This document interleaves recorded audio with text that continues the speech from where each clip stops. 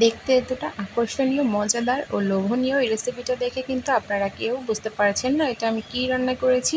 আসসালামু আলাইকুম, welcome back to my channel. আজ আমি আপনাদের জন্য এখানে একটা অন্যরকম রেসিপি নিয়ে এসেছি, আর সেই জন্য আমি এখানে নিয়ে নিয়েছি মাছের ডিম। যে কোনো মাছের ডিম দিয়ে কিন্তু আপনারা এই রেসিপিটা করতে পারেন। এটা কিন্তু খেতে খুবই মজা। এভাবে মাছের ডিমগুলো হাতে ভেঙে ভেতরে শিরাগুলো ফেলে দিবেন, আর মাছের ডিমগুলো একদম মিহি করে ফেটিয়ে নিতে হবে। এই রান্নাটা খুবই ইজি, আপনারা কিন্তু খুবই ইজিভাবে এই রান্নাটা করতে পারেন। আর এই মাছের ডিমগুলো ফেলে না দিয়ে বা ভেজে খেলে তেমন টেস্ট হয় না। এভাবে রান্না করলে কিন্তু খুবই টেস্ট পাবেন, আর আপনার একবেলার জন্য একটা আইটেমও তৈরি হয়ে যাবে শুধুমাত্র এই মাছের ডিমগুলো দিয়ে। এবারে আমি মাছের ডিমগুলো এখানে ফেটিয়ে নিয়ে নিয়েছি, আর এর মধ্যে দিয়ে দিয়েছি পেস্ট করা 1 কাপ মসুরের ডাল। মসুরের ডালটা ভেজিয়ে ব্লেন্ডারে দিয়ে পেস্ট করে দিয়েছি। এবারে এর মধ্যে দিয়ে দেব 1 টিস্পুন হলুদের ফাঁকি, বা 1 টিস্পুনের চাইতে একটু কম দিলেও পারেন। আর এখানে রয়েছে 1 টিস্পুন মরিচের ফাঁকি। স্বাদ মতো লবণ দিয়ে দেব। স্বাদ মতো লবণ দেওয়ার পর আমি এগুলো একসাথে একটা হ্যান্ডউইচ দিয়ে ভালো করে ফেটিয়ে একদম মিশিয়ে নেব, যাতে কোনো প্রকার গুটি বেঁধে না থাকে। খুব ভালো করে মিশিয়ে নিতে হবে। আর মেশানোর পর স্ট্রেনারের মধ্যে যে আবরণগুলো উঠে আসবে ডিমের মধ্যে থেকে, ওইগুলো কিন্তু ফেলে দেবেন। এবার একটা তা বসিয়ে দিয়েছি চুলায়, আর এতে তেল দিয়ে গরম করে নিয়েছি। তেলটা ভালো করে চতুর্দিকে ছড়িয়ে দিচ্ছি। এবার এর মধ্যে আমি ডিমের মিশ্রণ পুরোটাই দিয়ে দেবো একসাথে। তেলটা কিন্তু ভালো করে গরম করে নিতে হবে। এবারে সম্পূর্ণ মিশ্রণটাই কিন্তু আমি ঢেলে দিচ্ছি। আপনারা কিন্তু একবারে দিতে পারেন বা ধাপে ধাপেও করতে পারেন। একবারে দিলে কিন্তু একদম মোটা একটা প্রলেপ হবে, তাই আমি একেবারেই দিয়ে দিলাম। আর এই পর্যায়ে কিন্তু চুলার আঁচ একদম কমিয়ে দেবেন, কারণ যদি চুলার আঁচ বাড়িয়ে দেন তাহলে কিন্তু নিচের দিকটা পুড়ে যাবে, উপর দিকটা কিন্তু ডিমগুলো কাঁচাই থেকে যাবে। তার উপর আবার আমি এর সাথে মশারি ডাউল এড করেছি। এভাবে অল্প আঁচে ঢাকনা দিয়ে ঢেকে 10 মিনিটের মতো রান্না করুন। 10 মিনিট পর ঢাকনাটা খুলে এটা একটু উল্টে দেওয়ার চেষ্টা করুন, বা একটু সাইড করে এর উপরে থাকা ডিমগুলো আর একটু ছড়িয়ে দিন। যদি আপনার পাত্রে জায়গা থাকে তাহলে এভাবে ছড়িয়ে দিতে হবে, যাতে করে খুব তাড়াতাড়ি ইজিলিভাবে এই ডিমটা ভাজা হয়ে যায়। আর একটু নিচের দিকটা শক্ত হয়ে গেলে ডিমটা উল্টে দিতে হবে। আর এই ডিমগুলো কিন্তু পিস পিস করে কাটতে হবে। আর যারা এরকমভাবে খুব বড় করে ভাজবেন, কাটতে গেলে উল্টোতে গেলে অসুবিধা হয়, তারা কিন্তু পাত্রে রাখা অবস্থায় ছোট ছোট পিস করে কেটে এই ছোট ছোট পিসগুলো উল্টে পাল্টে ভেজে নিতে পারেন। দেখুন আমি কিন্তু দেখিয়ে দিচ্ছি কিভাবে করে কাটবেন। এভাবে করে হালকা একটু ভাজ দিয়ে ডিমটাকে এরপর একটা ছুরি দিয়ে ছোট ছোট পিস করে, যার যেরকম পছন্দ সে অনুযায়ী পিস করে নিতে পারেন। আর পিস করে নেওয়ার পর কিন্তু এই পিসগুলো উল্টে পাল্টে খুব ভালো করে ভেজে নিতে হবে। আর এর মধ্যে একটু পরপর পাশ দিয়ে হালকা করে তেল ছড়িয়ে দেবেন যদি তেলের পরিমাণটা কম মনে হয়। এবার আমি ছুরি দিয়ে এভাবে কেটে দিচ্ছি। আপনারা আপনাদের পছন্দ মতো যে কোনো সাইজের পিস করে নিতে পারেন। খাবারটা সস্তা মনে হলেও কিন্তু টেস্ট এতটা সস্তা নয়, টেস্ট কিন্তু খুবই ভালো হয়।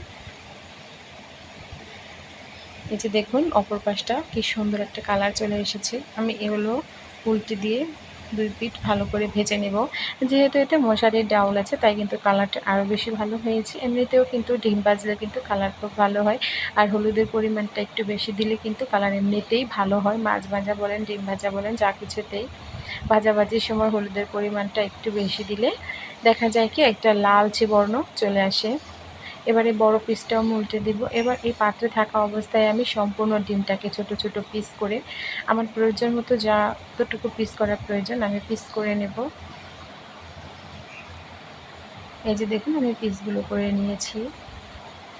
এবার আমি এই পিসগুলো কিন্তু খুব ভালো করে ভেজে নিচ্ছি। অবশ্যই কিন্তু অল্প আছে এই পিসগুলো ভালো করে ভেজে নিতে হবে। যদি নরম থাকে, ভাজা না হয়, তাহলে কিন্তু যখন এই ডিমের মিশ্রণটা আমি তেল কষিয়ে মশলায় দিয়ে দেব তখন কিন্তু ভেঙে যাওয়ার সম্ভাবনা থাকে। আর এরকম ভাজা ভাজা হয়ে গেলে কিন্তু আর ভাঙবে না, একদম পনিরের মতো থাকবে।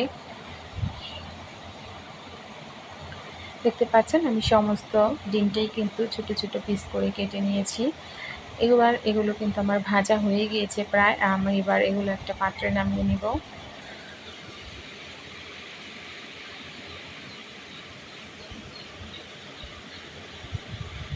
একে একে আমি সমস্ত ডিমের পিসগুলো নামিয়ে নিচ্ছি।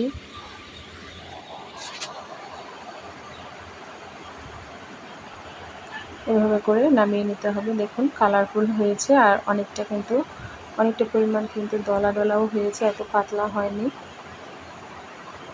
একদম সন্দেশের মতোই দেখা যাচ্ছে, মনে হচ্ছে যেন এখানে আমি সন্দেশগুলো সাজিয়ে রেখেছি। দেখুন কালারফুলভাবে আমি এগুলো ভেজে নিয়েছি। কতটা মোটা প্রলেপ হয়েছে আর কতটা কালারফুল হয়েছে দেখতেই পাচ্ছেন।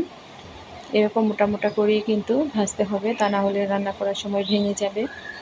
এবারে আমি এই ডিম ভাজাগুলো একপাশে রেখে দেব আর একটা কড়াই নিয়ে নেব মূল রান্না শুরু করার জন্য।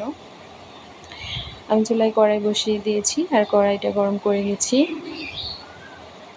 কড়াইটা ভালো করে গরম হয়ে গেলে এর মধ্যে দিয়ে দেব আমি সয়াবিন তেল। আপনারা চাইলে কিন্তু সরিষার তেল দিয়েও রান্নাটা করতে পারেন। এটা খুবই সহজ একটা রান্না, কিন্তু মজাটা কিন্তু একদম পারফেক্ট একটা টেস্ট আসে। এবার আমি দুটো তেজপাতা দিয়ে দিলাম আর এর মধ্যে তেজপাতার মধ্যে দিয়ে দেব আমি 1 কাপ পরিমাণ পেঁয়াজ কুচি। ডিমের পরিমাণ বুঝে আপনারা 1 কাপ, হাফ কাপ, যার যতটুকু প্রয়োজন আপনারা ব্যবহার করতে পারেন।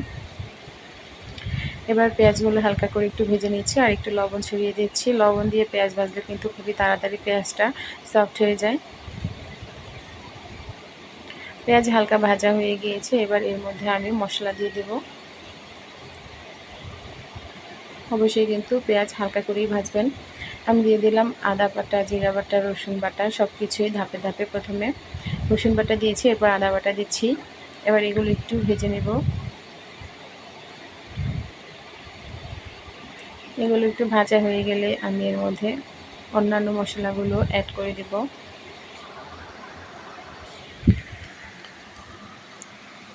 এবারে এর মধ্যে আমি দিয়ে দিলাম হলুদের ফাঁকি। হলুদের ফাঁকি কিন্তু অল্প দেবেন।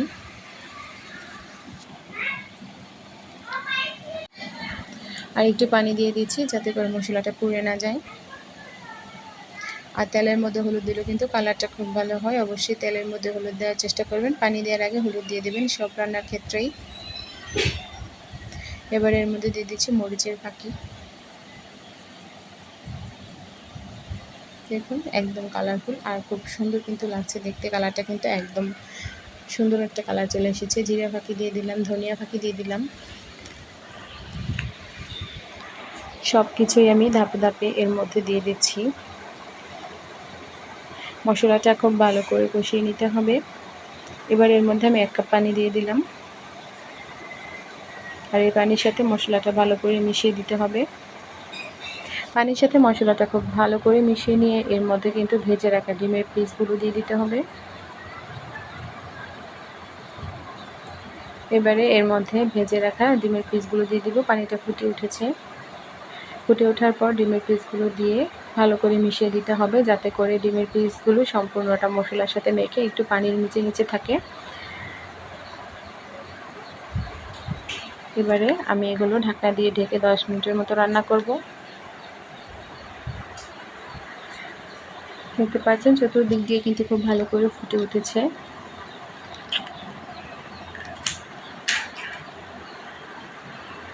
এবার এগুলো একটা একটা করে উল্টে দিতে হবে যাতে করে ভিতরে ভালো করে মশলাটা পৌঁছে যায়। প্রত্যেকটা পিস কিন্তু আমি উল্টে দিচ্ছি, লক্ষ্য করে দেখুন। এইভাবে করে রেসিপিটা আপনারা বাড়িতে ট্রাই করবেন, অবশ্যই আপনাদের ভালো লাগবে। কেমন লাগলো কমেন্ট বক্সে জানিয়ে দিবেন। ভালো লাগলে লাইক, কমেন্ট, শেয়ার করে দেবেন। যারা আমার চ্যানেলটা নতুন দেখছেন তারা অবশ্যই সাবস্ক্রাইব করে রাখবেন, তাহলে আমার দারুণ দারুণ, সাধারণ, অসাধারণ যত রকম রান্না আছে ছোট বড় সব রান্নাগুলো আপনারা সহজেই পেয়ে যাবেন।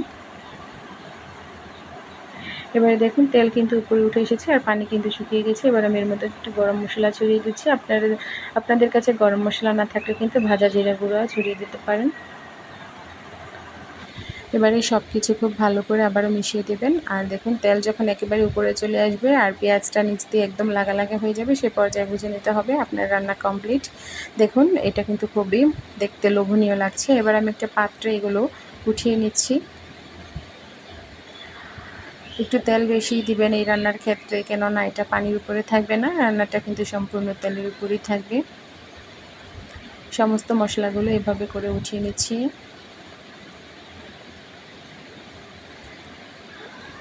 আপনারা আপনাদের পছন্দ মতো ছোটো বড় পিস করে কেটে নেবেন, আর ঝালের পরিমাণটা একটু বেশিই দেবেন। কাঁচামরিচও চাইলে অ্যাড করে দিতে পারেন। দেখুন কতটা লোভনীয় দেখাচ্ছে, একদম চমৎকার রান্নাটা। অবশ্যই বাড়িতে ট্রাই করবেন। আর এই লোভনীয় রান্নাটা কিন্তু আসলেই টেস্টি। ভালো থাকবেন, সুস্থ থাকবেন, আমার পাশে থাকবেন। আল্লাহ হাফেজ।